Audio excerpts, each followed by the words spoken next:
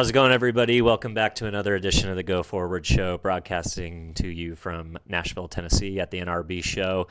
We have Professor Glen Duerr from Cedarville University, who is the professor and head of the International Studies Department. Glenn, thanks so much for coming on the show, chatting with us a little bit. My pleasure. Thank you for having me. So we live in a chaotic world, quite a bit going on. We're in the midst of this potential transition from a unipolar world to a multipolar world. We have things happening in Venezuela, Greenland, Europe, Middle East, and Ukraine.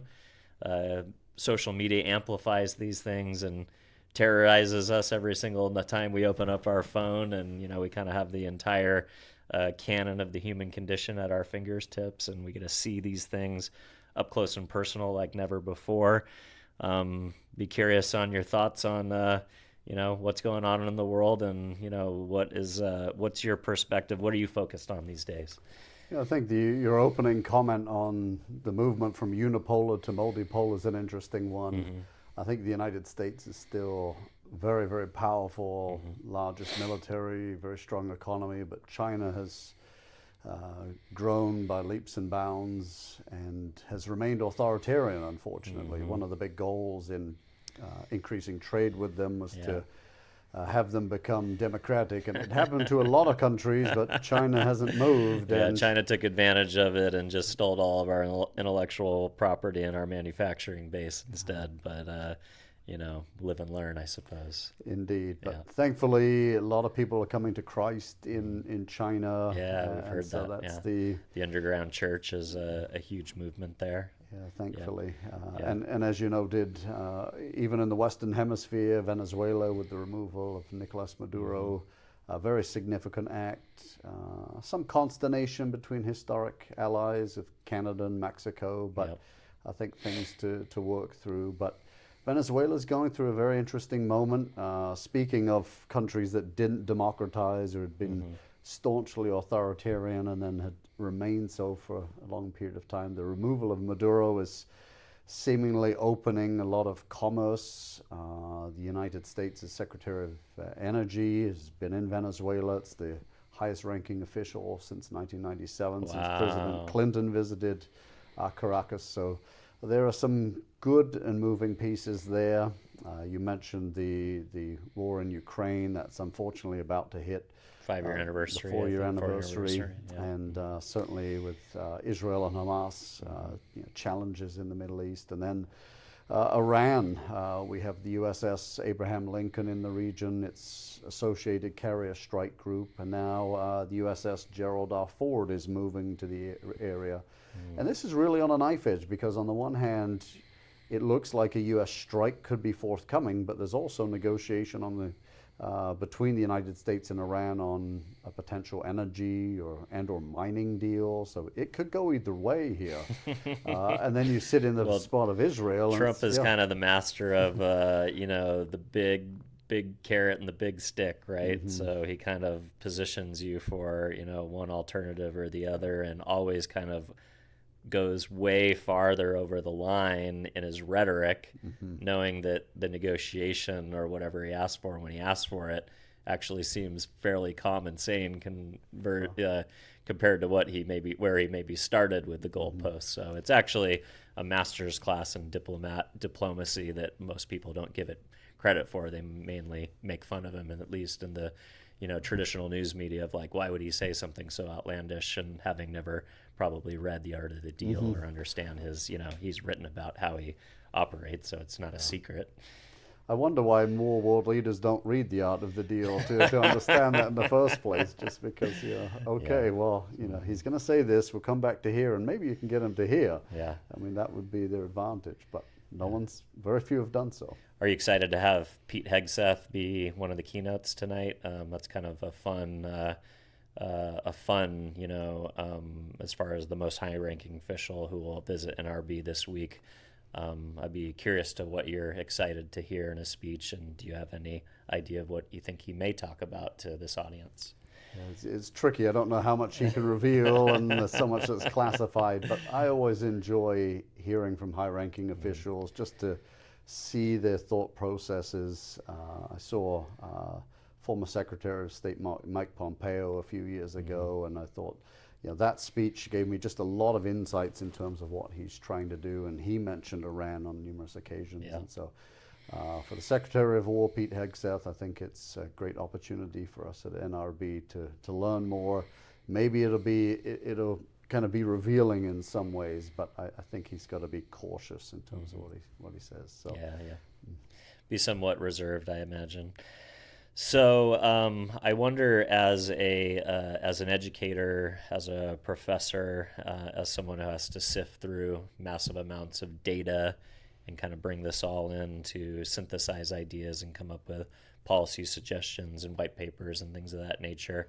How much is AI a part of your process as a educator, somebody in a policy role? How much are you using it inside of the classroom and in your own research these days? It's a great question, and it's timely because Cedarville University, just campus-wide in the fall of 2025, signed a deal effectively so that we're the first Christian university to be a ChatGPT EDU. And so it was on the cutting edge.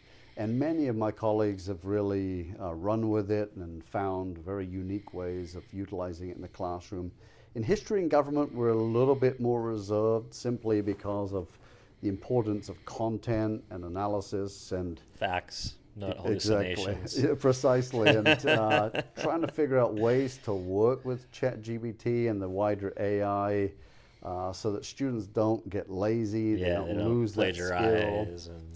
And so lose the ability to cite primary sources and things of that nature. Yeah, so it's a very, very difficult line. I found myself revising some of my assignments, but at the same time knowing that like I heard in the 1980s and 1990s from my math teachers, they said you'll never be able to carry a calculator around in your pocket, and now we all do, and it's normal. And so I don't want to be in the same bucket of saying don't use ChatGPT when all of them will in some way, or many of them will at least in some way, shape, or form.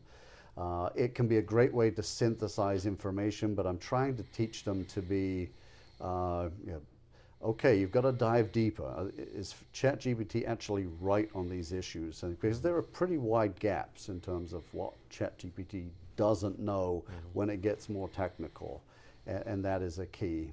The other danger, you mentioned white papers, things of that nature. I'm an elected official at the local level, and the challenge with ChatGPT is it produces a lot of boilerplate type materials, or it just simply copies what others have done, and there's the real need to have human innovation, allocate the uniqueness of the municipality on the legislation, things of that nature where humans are still necessary, and trying to teach my students about that.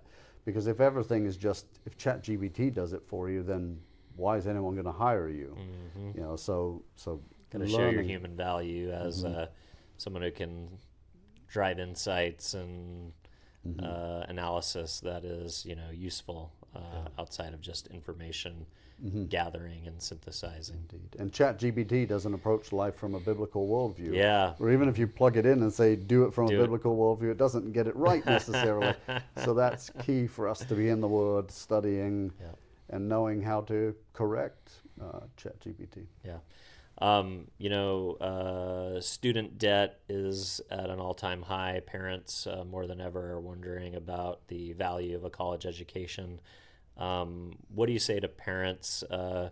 What is different about going to a Christian college and studying international affairs from the perspective of being in a Christian school versus going to a to get a public policy degree from a secular school, and why should parents care? We're in an important moment because the cost of higher education is very significant, and we can't back away from that. And it does. I meet with the president of the university somewhat regularly, and he loses sleep over student debt. And we always try and figure out different ways to provide more scholarships, and I think generally that's been good. The ROI, return on investment, is still very strong from Cedarville University. Our placement rate after 6 months is still well above 98%. In history and government, it's 100%, either in working or in grad school. It does concern me when some are underemployed a bit, but we really try and network. We really try and figure out ways to help them. The second is the biblical worldview is hard to replace, and a student can get a great education from a public institution or can do a lot through ChatGPT and learning on their own. But to have someone 20 and 30 and 40 years older pouring into them, discipling them. Mentorship. Exactly. And it sounds like that career placement component is something that you guys are very proud of, that you don't just release them into the wilderness on graduation day like my California university did and said c'est la vie. I was lucky enough to intern for 2 years before I went to into the workforce, and really based on my own sweat equity of finding those positions, and I was pretty much well established to land where I needed to land when I got out of school. But I think some kids don't have that guidance or don't have that initiative. So I think parents could probably sleep a lot better at night, understanding that you guys have an emphasis there on really helping students get placement, beyond the classroom, so to speak. And I'll add a third thing, and that is Dave Ramsey's research shows that 88% of millionaires have a 4-year degree. And so there's still a dividend.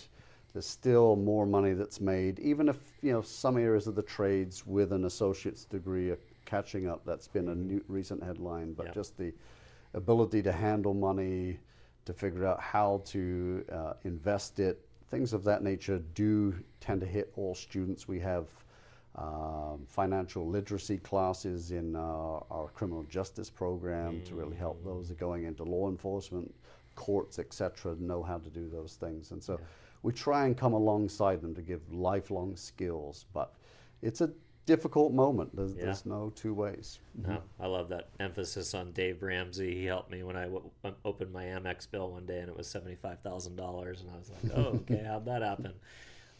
But yeah, having some of those real world life skills, understanding that just because Wells Fargo is parked on campus and handing out free pamphlets, that doesn't necessarily mean you should grab a credit card and start racking up debt. Being smart about that type of stuff and having that foundation in school, and even treating your college career as something to just because you can finance it for 30 years doesn't mean you should. I remember my wife's student loan folks called her one day because she had maybe missed a payment or something like that by accident. I don't know. It was kind of a technicality. And they're like, oh, this fee is going to be applied and blah, blah, blah. She's like, all right, well, let's just pay it off then right now. And they're like, what? Oh, yeah, haha, sure. It's like, no, I mean it. Like, let's pay it right now. And we just paid the whole thing off that day.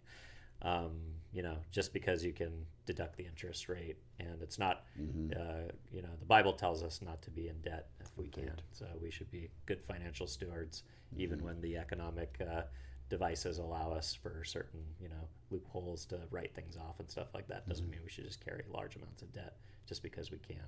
Amen. I love it. All right, sir.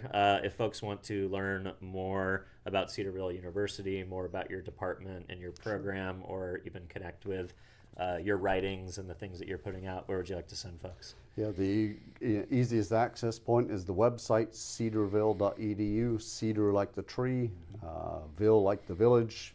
A search of history and government will bring up my department, and there's just in each bio a lot of good connection points as well. Amazing. Thank you, sir. Great. Thank you. Cheers.